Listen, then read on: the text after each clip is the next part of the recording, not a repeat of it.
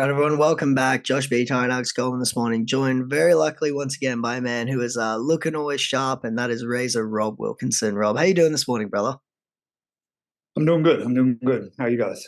Good, Yeah, thanks, mate. good, thanks, man. No complaints. So, first thing I wanted to talk to you about is, some big news in the MMA world over the last sort of 48, 72 hours is obviously the UFC's antitrust lawsuit, was recently settled for about $335 million. And while it's certainly like a victory that, could potentially lead to more rights and, for all fighters in the sport, do you think that if sort of the fighters that were suing the UFC had pushed for a little bit more and sort of maybe not settled as quickly, that it could create even more rights and even more opportunities for fighters? I mean, I don't know too much about the lawsuit, but definitely it's obviously a good thing, and it's good to see kind of fighters start to get what they kind of deserve a little bit. Mm. I just saw, I think Mighty Mouse was talking on his YouTube channel how when he was fighting for the UFC, all the champions, as soon as they became champion, they were getting 500,000 win or lose to fight. And then CM Punk came in and he got 500,000, same thing for his first fight, plus the pay-per-view bonuses. Mm. And Mighty Mouse, he defended his belt 8 times and he never got paid anywhere near that. So it's Yeah. yeah, especially for like a champion. So just because he was like, flyweight, just such a dominant champion and just not getting paid at all what he's deserved. So yeah. Yeah, absolutely. Rob, I don't know if this is correct, but I haven't seen many interviews with you over the last, say, year, I suppose. I don't know if this is the first one you've done, but it feels like to me I haven't seen any. So I wanted to ask you how was the last year for you, and I guess what did you find yourself getting up to away from fighting? Yeah, obviously, I did step away from I guess social media and the spotlight a little bit. It was a pretty rough year Mm. last year. I ended up taking some time off, even training MMA, which was probably I took like close to 3 months off Wow. training MMA. I try to stay somewhat fit and do some Mhm. runs and bike rides and stuff, but that's the longest I think I've taken away off training for like I honestly like years and years and years. I don't know how long. Yep. Um, I stayed in Denver for a little bit, and then I came back to Australia. Just enjoyed spending time with family and friends. We did me and my girlfriend did a road trip up the coast of Australia, just kind of camping and Nice. chilling out. And yeah, it was good to take that. I was really burnt out, I think, mentally Yep. uh, from it as well. Like I remember the first year going into the PFL, lots of people said how hard it was and all that sort of stuff. And I was so excited. COVID had happened. I hadn't Mm. fought that many times. I was excited to be fighting again. And I didn't understand it. I was like, this is what I want. I want to be able to be active and compete. And then, winning it and then it going back was so quickly. And then all of a sudden I'm fighting for the 5th time in 11 months. And Yeah. I definitely got kind of burn out after that. Did you when you had those 3 months off, when you came back to the training room, did you feel rejuvenated a little bit? I suppose, like you talked about such a grueling year the year prior, having those 3 months Yeah. off. When you look back on having those 3 months off now, does it seem like it was a really beneficial choice, actually just stepping away completely? Yeah, definitely, like, good for my body, but also good for my mind, Mentally, like, yeah. yeah, I think that was the big thing. Before coming back to Australia, like, I was here training and, I just felt like I was going through the motions, found it hard, like, to enjoy it. I wasn't, like, Yeah.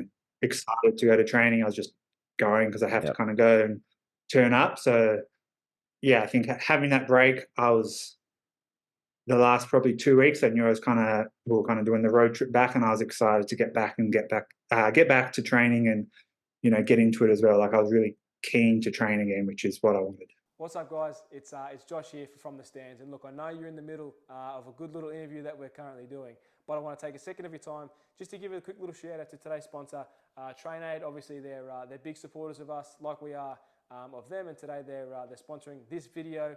And look, I want to let you guys know about a little product they do. Their premium product, TrainAid Hydration.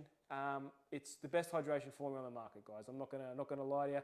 And look, if you don't believe me, ask guys like Israel Adesanya, Alexander Volkanovski, Leon Edwards. You ever heard of these guys? I mean, they're the top athletes in the world.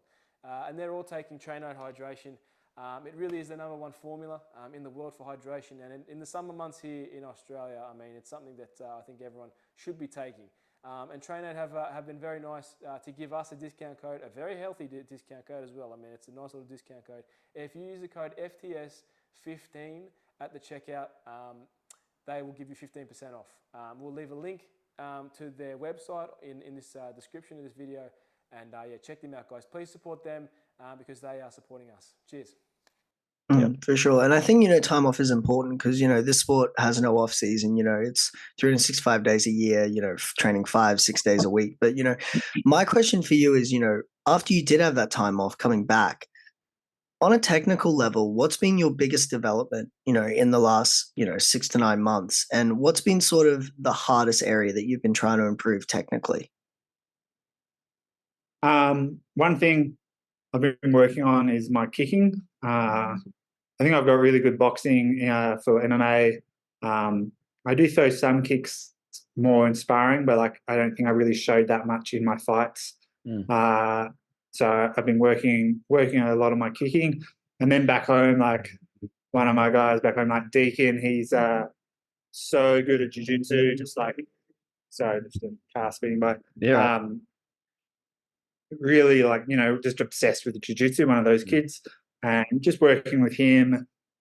In my mind, just going over the most common submissions in MMA, the top 3 or 4, a rear naked choke, a guillotine, a head arm, and just getting really good at finishing them and really good at defending them because, they're the, most likely what you're going to see in a fight. So I just kind of wanted to touch up on that. And just make sure I was really good both sides of those submissions. Rob, obviously last year, Impa Kasanganay came in and won the light heavyweight tournament and $1 million, and ultimately ended up losing to Johnny Eblin last month in a pretty close fight.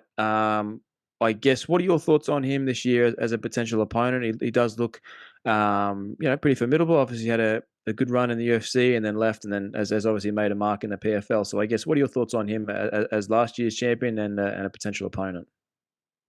Yeah, man, he performed super well last year, obviously winning the title. I think he's got really slick striking as well, good boxing. It's everyone's well-rounded at this level, but he's another guy. He just fought before this tournament at middleweight. I think previously there's been a lot of he used to fight at middleweight in the UFC. I don't think he's gained the weight to be a proper light heavyweight. So he's definitely, I think, undersized, which can be easy for the weight cuts fighting so regularly. But I think it's exciting. He's there, and Shoeface, who won it the year before I was in it, is in the tournament as well. So that's exciting for me because last 3 years we've got 3 different champions. None of us have ever fought each other. And I want to be considered the best light heavyweight in the world. So it's a really good opportunity. So I'd love to get matched up with those guys throughout this year. And, beating those guys this year is just put a stamp that I'm the best light heavyweight in the division. Something we're seeing a lot of fighters, invest a lot of their time and money into now is, sports psychologists, meditation, things that basically help their mental approach to fighting, maybe a little bit more so than their physical side. Is that something that you've also started to invest a little bit more into, whether it is a sports psychologist, meditating, new forms of how to mentally approach the game? Is that something that you've been investing more time into? Yeah, 100%. I've seen sports psychs before. I was actually recently looking to try and find a new one while I'm over here. But meditation, breath work as well, visualization. I've worked with a few people in that aspect as well. And I think all of that kind of really helps you kind of feel confident going into a fight. Meditation and visualization as well as breath work, they're things I try and do most days. And I feel like that really helps me, especially as I get closer to the fight, to be able to stay calm as well as recover well. It's kind of crazy. I think breath work is something that most fighters probably wouldn't do that much of, and it's definitely helped. People talk about the 1%ers. I think it's more a 5%. It can really add to your training, recovery. recovery between rounds, as well as just like recovering at home and getting like a good night's sleep. And I really enjoy doing that work. Yeah, absolutely. Rob, what were your thoughts on the Bellator and PFL merger? Obviously, it was big for the industry, big for the PFL. There was the tournament last month, or the fight card last month, between the Bellator and PFL, and Bellator won the majority of those. Obviously, Corey Anderson winning the light heavyweight title in Bellator this morning in a pretty lackluster fight, I think. Nothing to sort of write home about. But I guess, what were your thoughts on that merger and the potential for this industry? Yeah, I thought it was exciting. They kind of I think PFL have had good fighters in their divisions in their tournament, but like half of it might be filled with like good fighters, and another half kind of maybe not quite at that level yet. Now they brought like 30 odd fighters over from Bellator to kind of fill up those divisions, and you kind of look across the board this year, like every division's pretty stacked. As well, I think it's great for light heavyweight because there's quite a few good light heavyweights at Bellator. Gives me those opportunities, especially those opportunities to do like the champion versus champion. Like that excites me.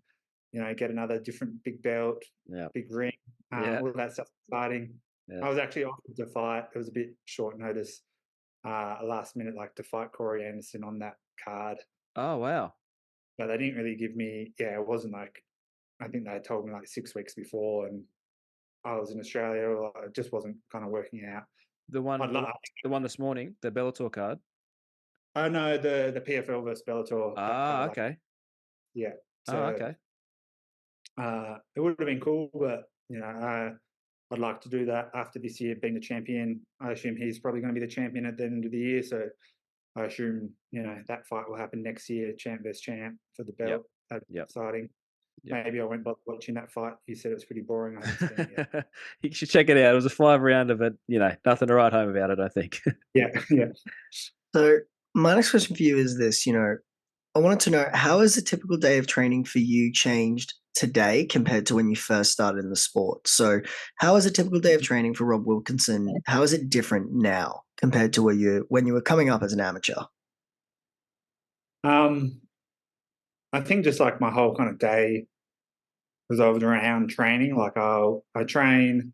I always, when I started, used to think like, what do I have to do to win these fights and be better than the person I'm fighting, obviously at a much lower level. So even just like, I better train every day, because not everyone's doing that at the amateur level, and started being like, better train twice a day, and whatever kind of built up to being. Now I really try and listen to my body as well. At one point I was training 3 times a day, pretty much every day, and I was kind of getting burnt out, and the sessions weren't good. Like, just because you do 3 sessions a day doesn't mean you're getting good work. You're kind of just showing up because you think you got to be there. So I've learned doing less is sometimes more. But yeah, so we train, especially over here, we do like 2-hour sessions every day in the morning, and then I'll be doing strength and conditioning or another kind of session on my own, bag work, go for runs, that sort of stuff in the afternoon. But then in between, like, I'll come home, eat good food, try and get some rest. I often do some breath work and meditation, and then go to my second session. Just all the little things around training, getting that recovery right so you can actually train 100% each session. Last thing I was saying, man, I said we won't keep you too long. Obviously, you've had a busy afternoon with filming and training and all that, so we won't keep you long. We'll let you head off and get some rest.